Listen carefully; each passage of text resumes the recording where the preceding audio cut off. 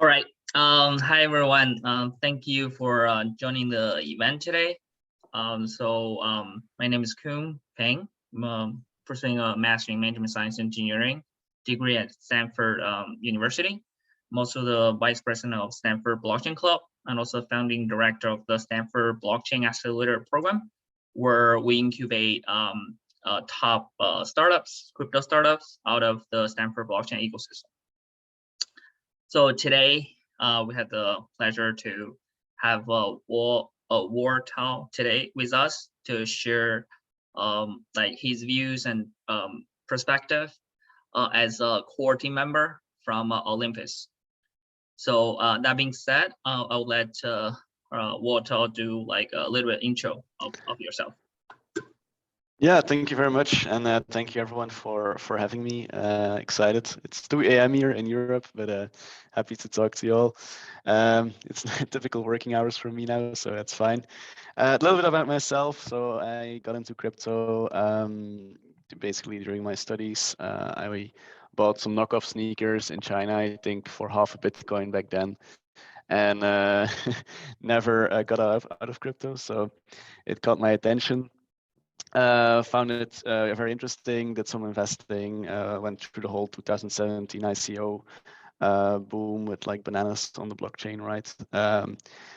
Then kept investing a bit, did well during DeFi summer, got bored of actually looking at charts all day. I wanted to get my hands dirty. So I tried just to get involved into a couple of projects. And then one, the most famous one probably is then Olympus, where I basically started as a critical community member, became a moderator during the launch, and then was a community manager for quite a long time.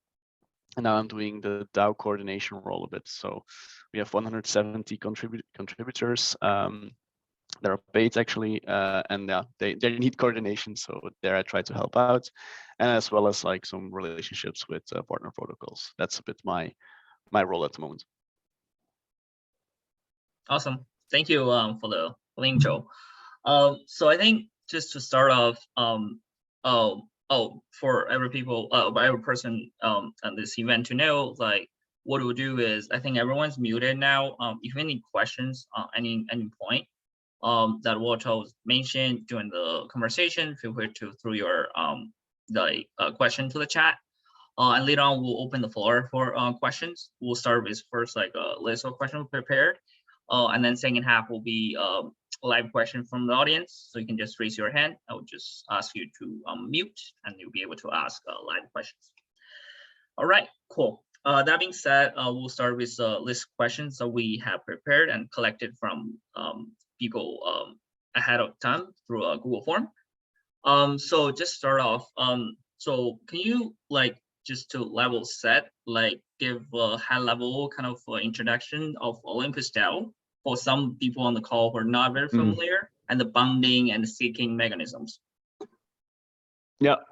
So Olympus aims to become the reserve currency of DeFi. So basically what we see is that not only in the US, but in other countries as well, like the Federal Reserve or the equivalent, has the ability to just keep on printing extra money, so devaluing your currency, and Olympus really tries to combat this by building its own asset-backed reserve currency. So as said, asset-backed in that sense, and reserve as well, means that you would need to have quite a big treasury. Like in the past, the US dollar was backed by gold. Now it's backed by guns, basically, right? So we try to do that with the gold part. We try to have a very big treasury to back all the outstanding OM, which can then be used as that currency within the DeFi ecosystem. Now, how can we get? I get to the first question. How can we get these assets into the treasury when you are just bootstrapping your protocol? And that's with the mechanism that we call bonding. So bonding basically means that you provide assets to the treasury. Say, for example, DAI, ETH, convex, other type of assets. So it can be what we call either reserve assets, so US dollar type assets, or volatile assets, which are then the ETHs and the red Bitcoin and whatever of the world. You provide it to the treasury, and in return you get over a 5-day period, at least that was so in the beginning, Ohm linearly paid out. So it was a bit of yeah, an option that you took on the 5-day price volatility of Olympus. Now it has changed. Now it is actually yeah, now it is with longer terms. We are trying to move more to an option-based model where, for example, you have expiration dates at start or the end of the month for a certain asset that you provide. So for example, today you can bond red Bitcoin, I think for 21 days, you can provide USD for 30 days, like these types of bonds are now provided. On top of that, important part is that you have a large part of your, a large LP pool, right? A large pool of assets where people can freely trade with, so that you always have the ability to go from, let's say, DAI or US dollar equivalent stablecoin to Ohm, and the other way around as well, which is why we also from the beginning took in quite a lot of LP tokens. So users could provide their assets to LP pools, and we actually took in these tokens in exchange for Ohm. This causes this caused us to actually own 99.8%, I think now, of our own liquidity, and then also in return, of course, earning fees on these liquidity positions. So that's a bit the aspect of bonding and why it is so important. Staking, yeah, with staking, you just take part in the in the emittance of new Ohm. So we started, I think, with 69K of Ohm. I think we now have almost 10 million of it. So it's quite an inflationary expansion. But yeah, that's of course needed. You cannot just drop a billion of Ohm into the market. So that's why we actually had at first quite a high APY, and now we're lowering this step by step to a more sustainable lower APY. So we actually bootstrap now the treasury through bonding. I think we have around 500 million in there, and yeah, that's how. That's the status of today, which is also, I think, the question about the 3-3 and the 1-1. So that is the game theory optimal states, which is, of course, true for every asset, right? If everyone holds Bitcoin, let's say, yeah, of course, the price will also go up because you have new buyers. If everyone sells, then it's like game theory negative state. So everyone selling means everyone is worse off. It was a bit emphasized with like the initial Medium article that we had, where of course if everyone stakes, the premium will stay high, and I'll maybe explain that later. But that is like the game theory optimal state for everyone in that case. Yeah. I hope that wasn't too long. That was good. Actually, I just want to share my screen a bit to help. I think, yeah, I actually have on my screen for newbies, like people who are new in the space, to kind of understand the game theory part that Wartull just mentioned. Yeah. Mm-hmm. So yeah, so here, so what do you mean with 3-3, right? So let's say, okay, I'm going to go to the beginning. So 1 Ohm can be minted for $1 equivalent in the treasury, what we call risk-free value. Risk-free value means if all assets go to zero, what is the value that is still in the treasury? As I said, we have 500 million, but risk-free. So if even Ethereum goes to zero, we have, I think, 250 million. So we can actually mint against these 250 million Ohm. Now, if 1 Ohm, I think today is trading at $70, right? For this 1 Ohm, we can sell bonds at $70 per Ohm, meaning that we have quite a large premium on the price of what that Ohm represents, right? Rate of premium above backing. I think it's now 40% above backing. So if everyone stakes, this means that this premium is high and the treasury is actually making profit, or profit, it's relative how you look at it, per bond sold on top of that premium. So that's actually inflow for the stakers, and that's why stake in this case is 3-3.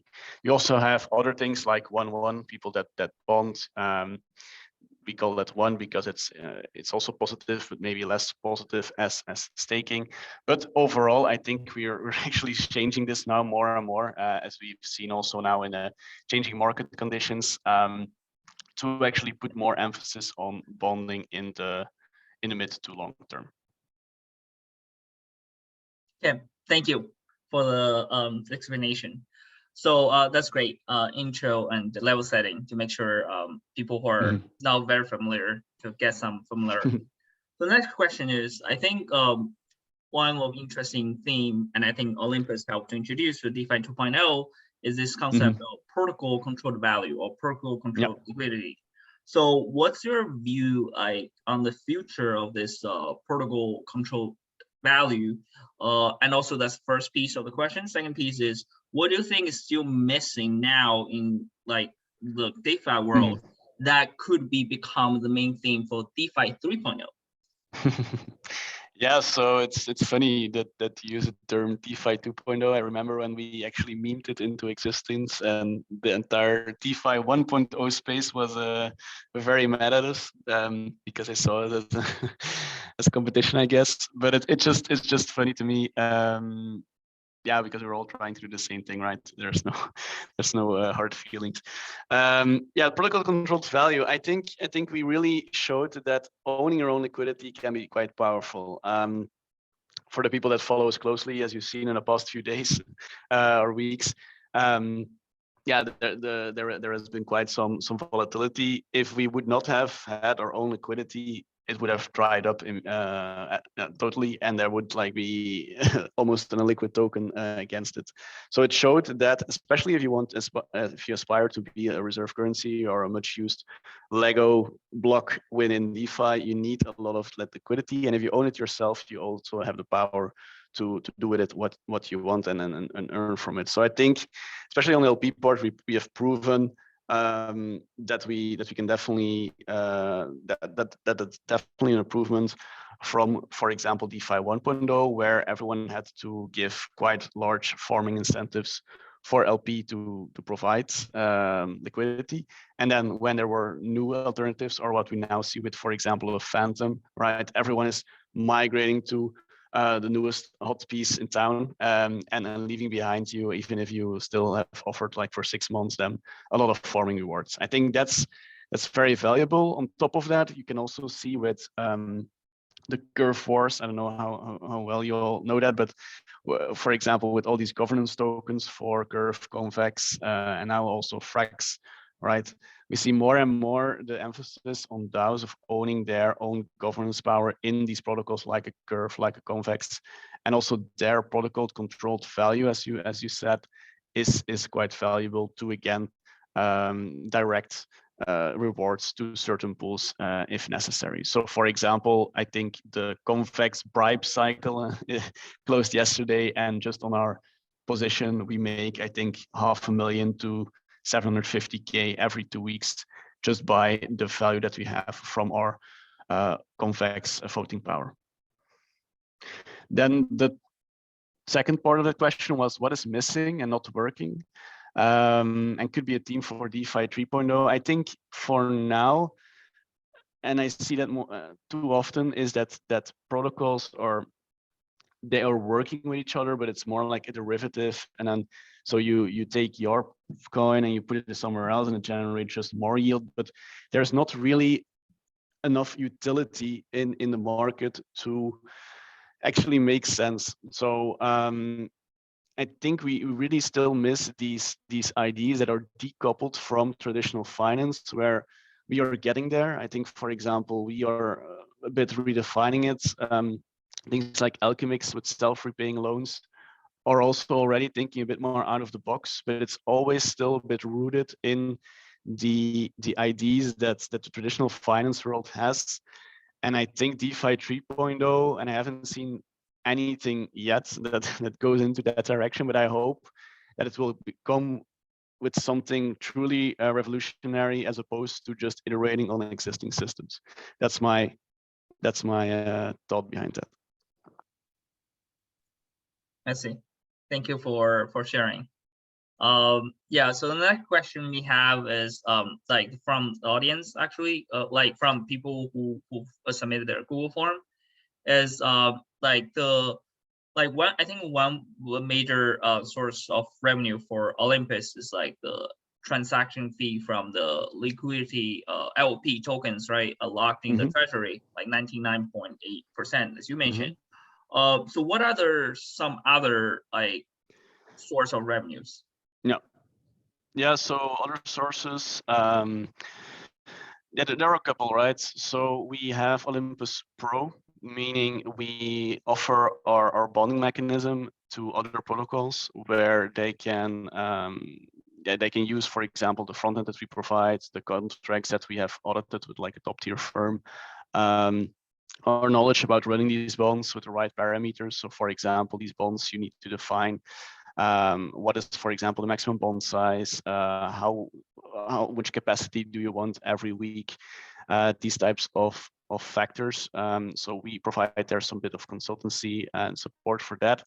And in exchange for all that, we ask a 3.3% fee per bond transaction. So that's where you see, for example, that we now make on average, and of course, again, with the current market climate, that can change a lot, but we make on average, I think 30 to 40K a day, which is if you compare it to some other protocols out there valued at again some billions, I think that is already for that one product quite nice, especially since we have been running now for 4 months, and we'll make that permissionless in the future. So where everyone can just spin up their own bonds, we will take them that fee, and if they want, they can, for example, get a bit consultancy on the parameters as well. So that's Olympus Pro. Very excited about that. You can compare it like as its own DEX a bit on that front.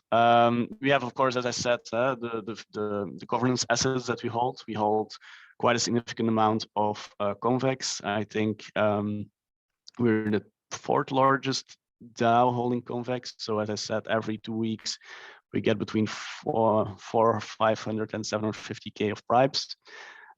We also hold a lot of Tokimac. So we think we are the number 2 or 3 holder of Tokimac.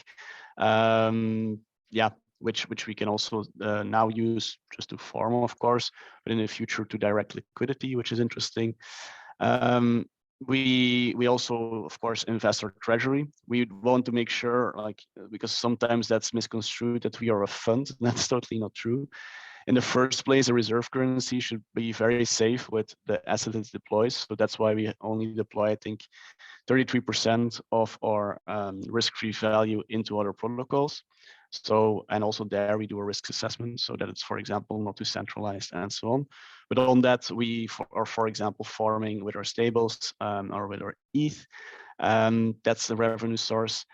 And in the future, yeah, there will be others. I'm just thinking of, let's say that in the future, because we own all this liquidity ourselves, we open our own AMM. That would already be a very interesting factor where we would, for example, there also generate some revenue from. So I think there are a lot of different angles. Another interesting one, sorry, I'm rambling, but the last one is that we see more and more is the partnerships that we built. So for example, we have our own incubator program where we now see that people are even kicking out VCs to get us in because they want to leverage our community, want to leverage also a bit our knowledge, of course, on that. And on top of that, we also have income share agreements with like things like protocols like Redacted, Klima, Lobis, those names that, again, for having these network effects, want to participate in the Olympus community. So a lot of streams of revenue and still are being built in the background, but it's not just bonding, although bonding has been in the past few months, of course, a major source of income.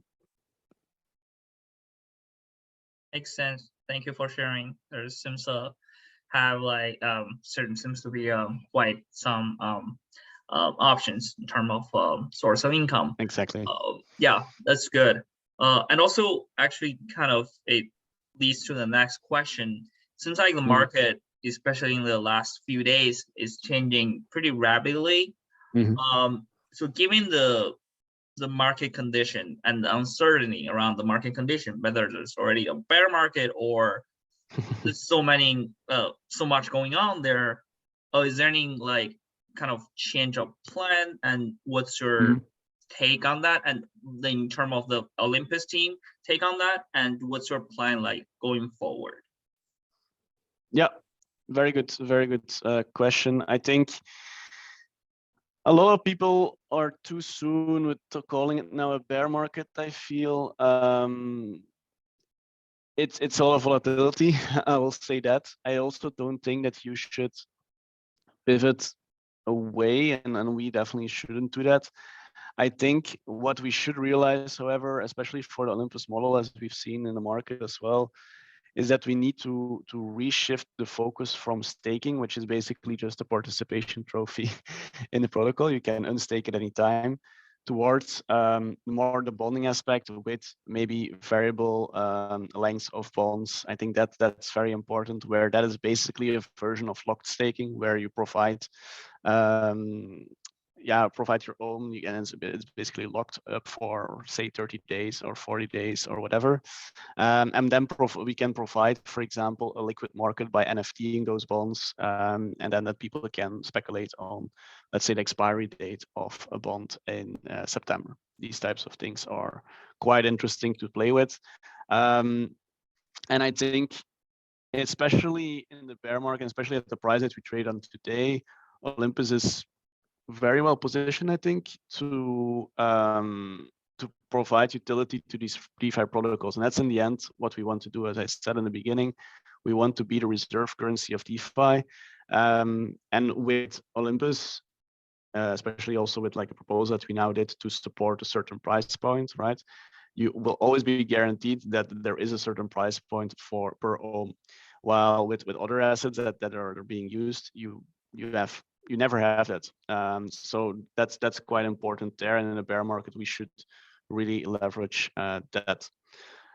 So I think that's how we will plan to move forward. We're actually working on really defining that vision and putting it out there, since there is a lot of narratives going around and people try to make their own version, as we have also seen with all these forks. And that has a bit diluted the vision that we put forward, but we were really trying now, especially in the bear market, to be very clear about what we want to do, where we want to go, and what will bring us there in the end. Thank you. So for the audience, feel free to start raise your hand if any questions. I will just have a last question and then open the floor for live questions. Yeah, so thank you for sharing. So last, I want to switch kind of the theme a bit to another question, a very interesting question. What's your view on those Olympus forks?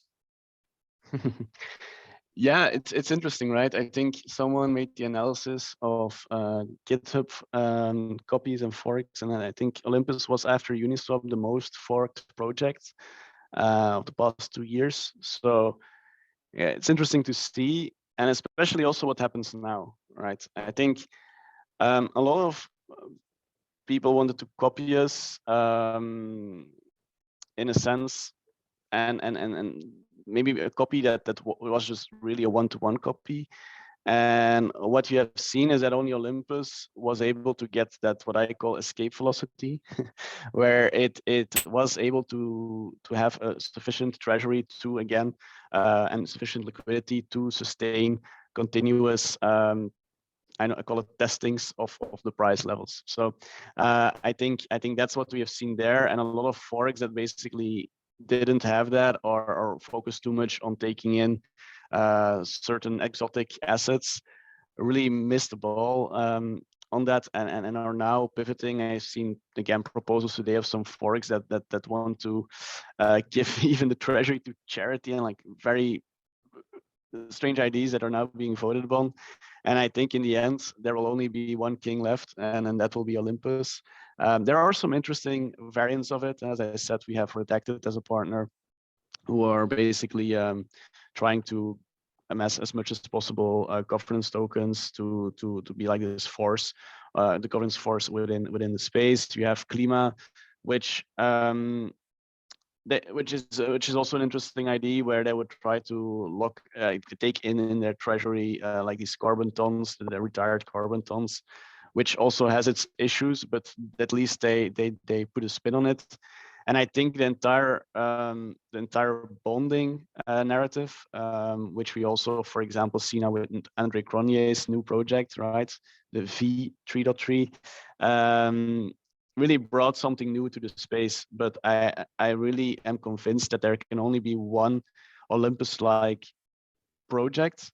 But of course, there will always be opportunities to iterate on it, to improve it, maybe even, or just give it another spin. And I think that's what forks ultimately should do, instead of copying it one-to-one. And not just with Olympus, I think also with other projects. I think if you fork, at least try to do something new or try to do something special, because else you're likely doomed against like the first person that came up with it. Okay, thank you. I saw actually Kaido's hand up for quite some time, so actually I'll unmute him for him to ask a question. Yeah, I actually have quite a few questions. First of all, thank you everyone for being here, and Wartull. And I'm pretty deep in the liquidity mining game, and I'm actually writing a piece on Olympus, and probably going to publish it very soon. And so like this, I say that as premise as all these questions come from love, and I want to understand more. So the first question is, this puzzles me a lot, and I haven't really come around understanding the narrative of a reserve currency. So we talked about, I think that's the most common narrative is going to be reserve currency, but it's in the end pegged to USDC. So how do you can you help me understand more about that? And that's question number one. Question number two is on the game 3 optimization part. So what does 3-3 mean? It should be that if you stake and I stake, we both win. But in essence, if I stake and you don't stake, I win more, because when you stake, you're diluting my yield, right? This is also how it's reflected in your reward APY and reward rate calculations. So like, how do you think about that as well? You know, you're telling people everyone should stake, but actually it's you want everybody else to hold, and you're the only person who stakes. Yeah, just these two questions. Thank you. Yeah. Okay. Great questions. First of all, thank you. So on the first one, so that is a question that often came up, especially in the beginning. As I said, 1 ohm is currently can be minted with 1 risk-free value dollar equivalent, right? But in essence, now every ohm is being backed by, what is it? I didn't see the latest number on the website, but like $50-60 worth of assets. So, but again, these are not purely dollars. As I said, we also have other assets in the treasury. I think we have 40 million worth of ETH, 30 million worth of Convex. We have these volatile assets as well backing the token ohm. So it's not just purely US dollar. And if we wanted, we could deviate from saying 1 ohm is worth this, like $1, right, or dollar equivalent, to something else in the future. It was just to bootstrap it that we did it in this way, and especially with the risk-free value calculation that we do, that made the most sense. So it's not that 1 ohm equals $1. It's also that 1 ohm equals that backing that we have plus all the revenue generating possibility in the future. It's like when you buy a chicken, right? You don't buy just the meat and the bones that chicken has at that moment, but also, for example, the future potential that it can lay eggs. Or if you liquidate the share the company that is publicly traded, it's not going to be worth the market capitalization that it has at that moment, right? Liquidate all the assets. It's also there that these future profits or revenue generation possibilities are in that current stock price. So that's a bit why there is not really a US dollar back towards home. And also in the future, actually, we want to, for example, look into getting other assets in there, like even some other currencies, like a euro or something. Just that the current infrastructure doesn't really have a a hugely liquid supply of these stablecoin equivalents for other currencies. For the second question was the 3-3 one, which was a very, very valid point. I was actually thinking when you were asking a question, and what we have there in our chart, your point is basically right?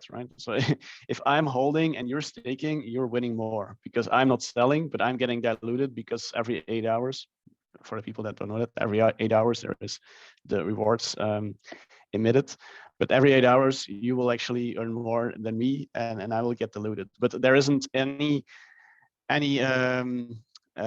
column or row that says just hold, don't do anything, right? So that's why, yeah, that's not reflected in there because it's such a negative state for that person. That's also why we never say to people that they should just hold Ohm. They should either stake it or yeah, you should either stake it in S-Ohm, as you call it, or if they want to vote to convert it to G-Ohm, which is also why we had the problem, why we solved the problem of providing liquidity for a rebasing asset. That was always a problem before us, where we then hold actually that's just that Ohm portion of the LP that's getting diluted a bit, or quite a lot, but users don't really have to have that risk. So that's a bit the thinking behind that. I hope that answers the question. Yeah, thank you. I'll give more time for others. I see other people have questions as well. Thank you so much. I really appreciate it. Thank you.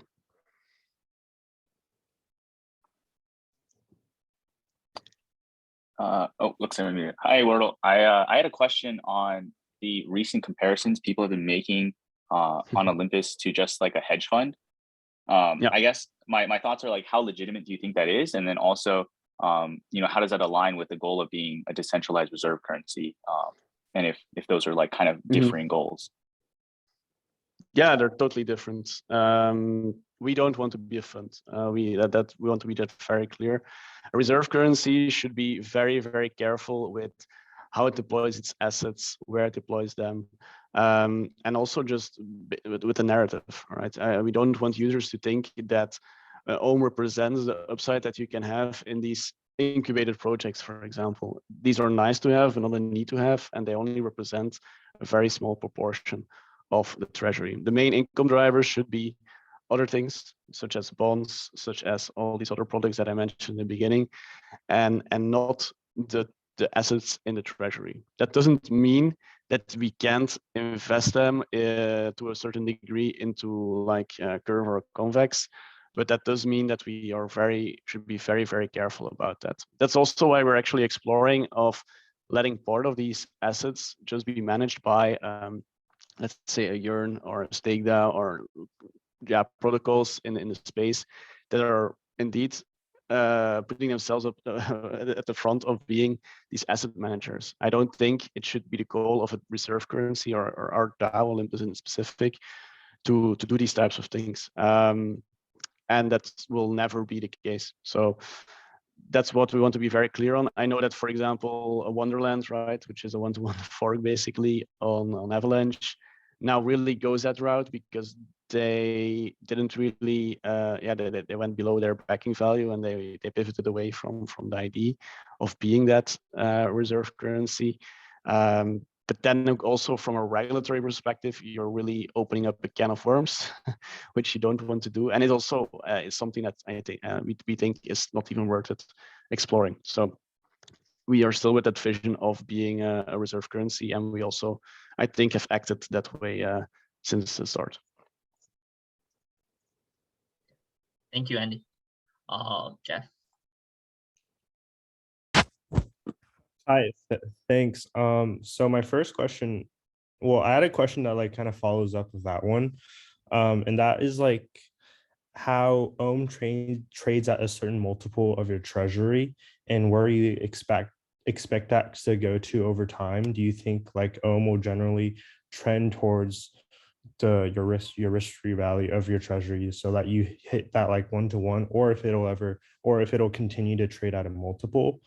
And also your bonding fees or your bonding mechanism. I feel like potentially if bonding yields, or if you like receive too much Ohm, like the percent's too high, the discount's too high, then you could potentially dilute stakers as well, and how you guys try to control that. Yeah, both fair points.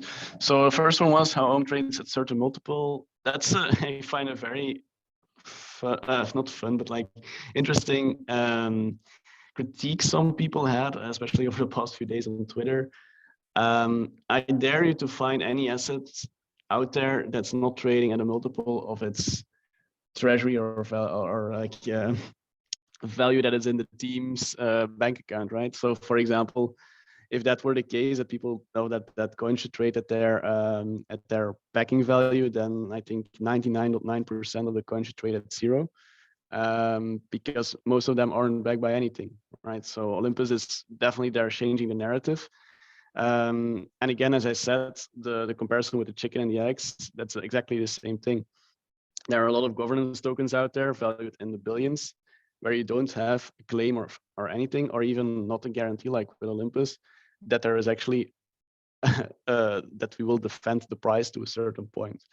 And I think there again, the thinking should change again from this is like a fund to a reserve currency, and that will be quite important. On the second one, the bonding mechanism, indeed, with discounts, stakers are being diluted. That's a fact.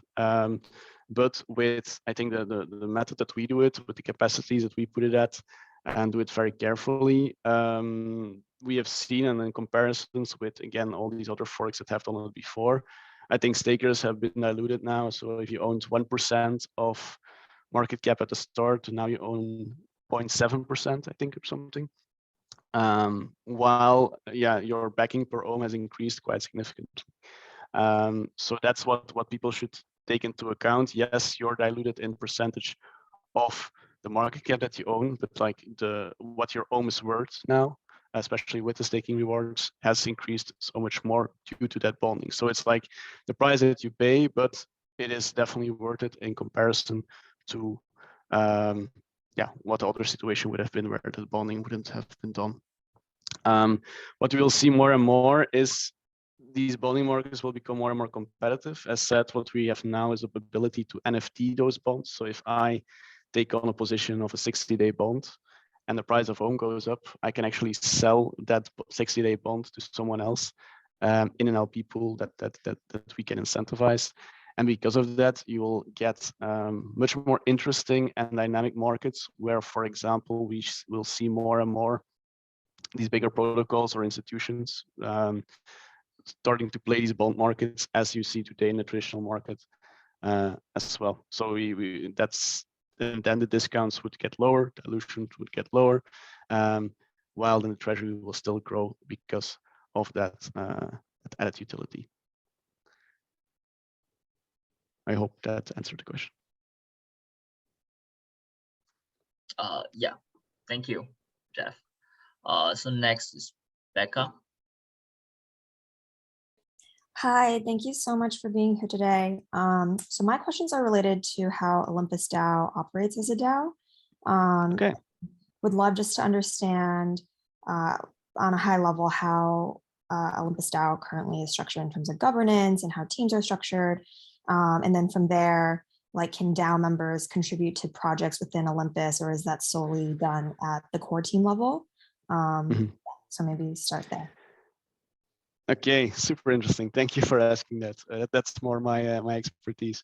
Yeah, so how you're operating, and I think it's quite interesting to also maybe talk about the growth that we had. So we started indeed with like a very small team, and we don't like to call it a team because, again, I don't think I have any executive powers or anything. So, but we started with a very small team, and then we quickly realized the need to have special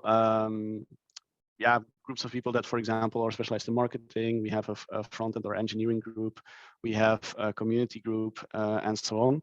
And we are then trying now, like what we tried for a long time, is to let people just self-select into these groups. So if people are interested for marketing, they can give themselves in a Discord server a marketing tag, and then they can get involved in any project that they like. So it's basically an open job board where they can say, okay, I'm going to help out. and then they can do that. That worked quite well for a while, but then in the beginning, we didn't even add compensation because it wasn't voted upon, and people just worked because they were very passionate about the project. Then we started compensating people, but that added extra challenges. So, for example, who decides about this? The compensation people get. How do you know what effort a person did, and what about cross-departmental efforts, right? So that's when we had these strategos. I think you can compare it a bit to our synthetics for people that know that as a Spartan council, right? Where these people sit on the board or whatever. So every single domain has now its own stratego, and they were then able to decide what the compensation would be, and then there was a group above that actually has oversight on the compensation for the strategos. Now that also again brings challenges because, as I said, we then grew to an organization of 170 people, which is a lot, especially in a world where there's not really a lot of infrastructure available for DAOs. For example, how do you pay someone that is anon, right? For example, I am a turtle on the internet. That sounds weird, but my avatar is a turtle, but for the people that don't know that. But how do you pay that person?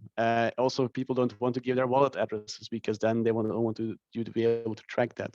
So for a very long time, how we paid people was by a tip bot in Discord. Super crazy, and like tens of Ks, of like even millions, I think, went over that tip bot. But yeah, a lot of challenges are there for these DAO structures. A second challenge that we saw was, for example, just people come in and they might not be the people that you want to have in your DAO, but you really want to be inclusive and so on. But then again, some people just really like making making trouble or pushing their way or become angry during meetings or disrupt meetings. So it was actually very it was becoming very inefficient. So long story short, what are we actually now moving towards is a sort of an organization where you have what we call Olympus Core, the core product, so the bonding, staking, the reserve currency part, as its own pillar. And that's a small group of people, like say small, but like 30, 40 people. And then all these other product groups or projects like an Olympus Pro, like for example, we have something to do with liquidity incentives cross-chain. We have a marketing team. All these will become their own separate pods of people that actually group together. And then we can go to an organization where the core Olympus core pod actually says, okay, now I need a marketing team. And then multiple marketing teams can say, oh, I want to do this. We have experience with this, and this. We would do it for this price for the next year. And then you have actually a DAO that is employing other DAOs to do work for it. And we see that this model is much more scalable, works very well because these people actually self-select their own colleagues instead of being forced upon to work together. And also it has a bit of efficiencies in the compensation where then there is a bit of healthy competition and you are not overpaying. So that's also quite an interesting aspect. I hope that wasn't too detailed, but I'm very passionate about that.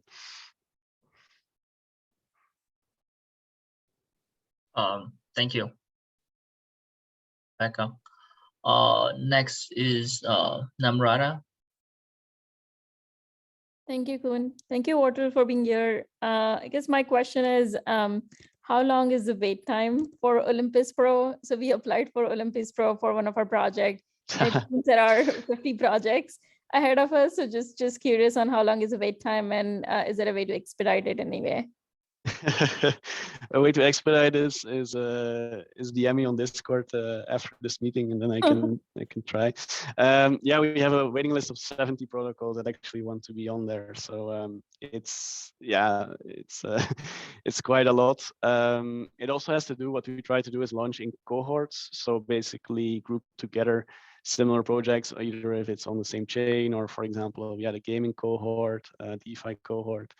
So that will definitely be a factor there, and also depending on the emissions that you would like to do. So for example, we see that some projects that have generally low emissions, yeah, they struggle to get traction, while then the bigger ones like the Keeper or the Alchemixes of the world, or Frax, whatever, yeah, they of course get expedited a bit because they just bring larger volume. But yeah, I can try to follow up. That's fine. Actually, would like to see what it is. Okay, thank you. Actually, I think Kaido Baker has a follow-up question, but Aku just raised his hand, so let him ask a question. Thanks, Wartull. So just a quick question. One thing I'm curious about is kind of the earliest days of OlympusDAO and kind of how you came to that original idea. I was wondering if you'd be willing to talk a little bit about maybe some of the other ideas you explored, kind of, you know, in and around like creating a reserve currency, kind of how you came to this particular formulation. Yeah, I wish I could take credit for it. It's actually a guy called Zeus who came up with it, and he was the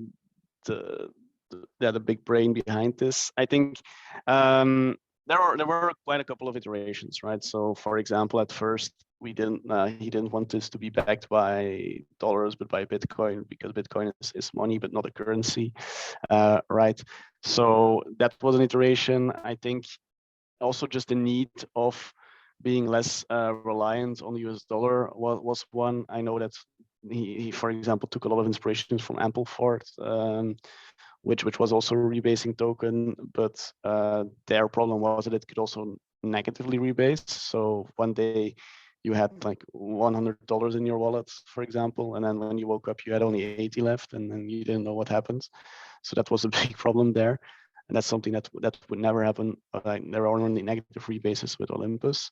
There were quite a lot of iterations that I know of. For example, the bonding mechanism was also originally not not meant to be like that. So, for example, it was just buying in the market or selling in the market for DAI. So what we did actually at the original start is, instead of saying, okay, if you give us 10K DAI, we'll give you 10 ohm, right?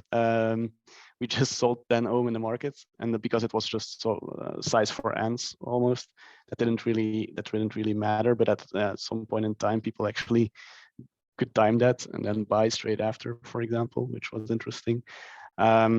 So yeah, a lot of iterations happened. Also, for example, now these V2 bonds, as I said, that it can become NFTable. Those were things that we learned that actually market participants asked for, and that's with how we came up with that. But again, the true vision for the project came from Zeus, and I was mainly helping there for the community side. But yeah, it was quite interesting, indeed. Cool, thank you. So I think I'll go back to Kaido to ask a follow-up question. Thank you. Yeah, so I wanted to ask a follow-up question there, but I wanted to give other people some time. So going back to my first question, which is the reserve currency portion. I've heard this argument a lot. You know, you bootstrap something in the beginning that's stable, you have a lot of stable coins, and then you slowly shift into other assets. But I cannot really vision or like imagine how that process will look like. So I'm just wondering, what's that discussion going on in Olympus is like, and how are you guys thinking about that question, and what is the timeline on that transition? Is it going to take a year or years or decades? Yeah, very good question, and I understand a bit of the skepticism there. But all in all, we never actually thought that we were already at this point after I think now it's 9 months, 10 months. So the original idea was that this was now something like a $40 million treasury with and we still need to find market traction. So everything went a bit more quickly than we thought. But how that is decided is basically we have a policy team within our DAO. It's a gated, one of the only gated pillars in the DAO, where you have to apply to and provide like credentials that you know what you talk about. And they have like weekly meetings to discuss what assets are we going to take in, what is the mid to long term vision as well, and they set that out on a quarterly basis. And there they decide, based also on the market sentiment, again, the capacity of the bonds, what bonds to take in, and also, for example, if the time would be ripe for changing the composition of what one ohm is. So as said, up until now, it's $1 is 1 ohm, right? But it can change, for example, to $30 in DAI plus 1 ETH plus something else, right? Not 1 ETH, but like 0.1 ETH or something.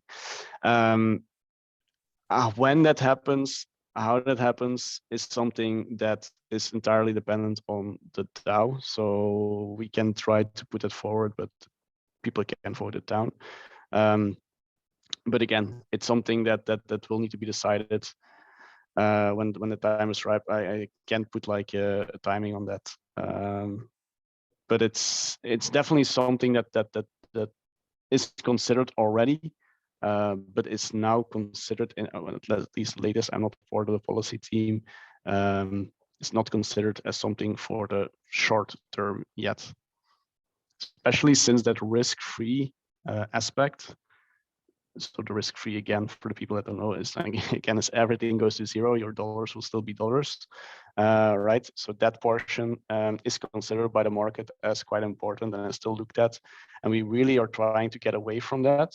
But that takes, again, a bit of time and setting a narrative. And yeah, that's important also to highlight when we want, for example, to integrated partners, that we are going to change that. And if they say, well, we actually want you to hold on to that, that's also important feedback, which we had a few times. Yeah, so I understand that. So last question is, how many people are in the policy team? And yeah, can you give some background on the team makeup? So I think that can shine into that. Thank you. Yeah, good question. 20 people on average. That changes because people need to be active in the discussion. So when there is a vote, an internal vote or general discussion, and you don't, for example, post for 3 times in a row or something, you're out. it's very strict, but I actually like that they do it. It's a team, of course, Suze is in there. We have quite some economists on board as well. We have, for example, some guys with quant trading experience that try to simulate the bonding, flows. There we also have, I think, some people that are not that technical, that look at it more from also a narrative perspective. For example, when we voted for USD bonds, that was an interesting one, where USD is not considered as maybe the safest stable out there. I say that very lightly due to what they had happen, I think, last year in May.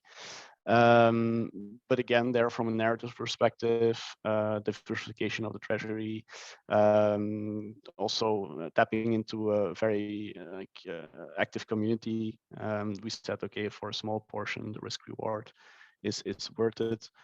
So it's very diverse group looking at multiple aspects, and a group that is also very fluid. I mean, so people come, people go if needed, but again with a strict application process. So if you would be interested, I will always want to introduce you to the Stratego for that section, and we can see, we might see you there. Yeah, definitely. Thank you so much. Thank you very much. Okay. I think we're almost time, so let Becca ask the last question. Hi again. So following up on our previous conversation just about DAOs and team structure. So you mentioned that now you're seeing like maybe OlympusDAO is employing other DAOs. Are these sub DAOs within Olympus? So are there basically mini DAOs? Yeah. Yes. So that's both, right? So we will have sub DAOs that will have started from now products that we currently have, as I said, Olympus Pro, for example, but ideally they will become their own organizations that we then hire. And maybe it would be interesting if they then, with their knowledge, also rent out their services to other DAOs. I think we should really come away from that medieval type of organization where it's just their cities. Each city has its king, and you barely go outside your city walls. I think these DAOs should really be traveling around, sharing ideas, creating these network effects. That can be interesting. Like in my vision, there would be multiple marketing DAOs in DeFi or in the industry that you then also take services from, and they also share that knowledge with others and so on. That's much more scalable and sustainable than what we have today. What we, for example, have done now, I think in the past week, is we have employed another DAO to create a front-end dashboard for us to really, in a very nice visual way, represent our treasury assets, where they are located, what the yield is that they might have, those types of things, which is very interesting to me because they have done this for other projects already. They have the knowledge, and they have just a team that is able to execute this maybe 3 times faster than we would ever be able to do that, because again, we are quite bottlenecked in our dev space, for example. So I really think that is the future of the entire DAO model. I always say the DAO is the worst form of governance or organization except all others. It's not easy to work in a DAO. People that think this is the future in the current state are wrong, in my opinion. But I really think that it is the future in a future state where we move to more flexible and less feudal structures. Mm-hmm. Yeah, that totally makes sense. And now currently, at least with OlympusDAO and their staffing structure, are they staffing projects on a team level or on an individual contributor level? Yeah, so again, it's a bit of a mix of both now, and that's what's causing problems, in my opinion. So we are now moving from an individual level, where the individual can say, I'm going to do work there, and there, but nowhere he or she is actually participating to a sufficient level that warrants a comp. To indeed the more that project-based level where we say, okay, this is a marketing person that is assigned to this project and for the long term as well, and we give that project a certain budget, and the lead for that project can then distribute the budget, as opposed to we're going to see where this individual has contributed across maybe 5 or 6 different projects, and then we need to decide what that's worth without us having visibility on what they actually did at those projects. Got it. Thank you so much. Also, I added you on Discord, so hope you accept my request. Okay, thank you. Thank you. I think Lingjie just told me have really quick question. So yeah, thank you. I just have a quick question regarding treasury for maybe cross-chain application in the future. I know Olympus is actually deployed on Ethereum mainnet. So it's more like, from understanding, it's more like a ETH treasury. Do you think there will be like a treasury for every blockchain in the future, or there will be like a unified treasury that works for all blockchains? Ooh. Yeah, it would be that's a good one. So I think that would be a very good evolution if there would be a unified treasury for all chains. What we, for example, also have quite a lot of issues with is we currently have still a multi-sig setup. So you also need a separate multi-sig for each and every single chain, which is a very big pain, to be honest, also since all these solutions are different. So it's not all gnosis everywhere. So indeed, having the ability to deploy from one centralized and centralized in the world of centralized for all the chains together, in a way that without all the hassle that it is today with bridging, with also paying bridge fees, by the way, with these multi-sig issues, that would be a very big help. So if anyone here in this group of talented people can build that, I would happily invest in them. Yeah, maybe some of the startup actually are incubating some of the DAO tooling startup. Maybe they can work some of the ideas. Yeah, definitely. So thank you so much, Wartull, for coming and staying up so late in Europe, right? Sharing with us everything about Olympus and the OlympusDAO. Thank you for your time. Yeah, thank you everyone for the excellent questions. It was very fun for me to do. So hope you learned something. Yep. Great. Thank you.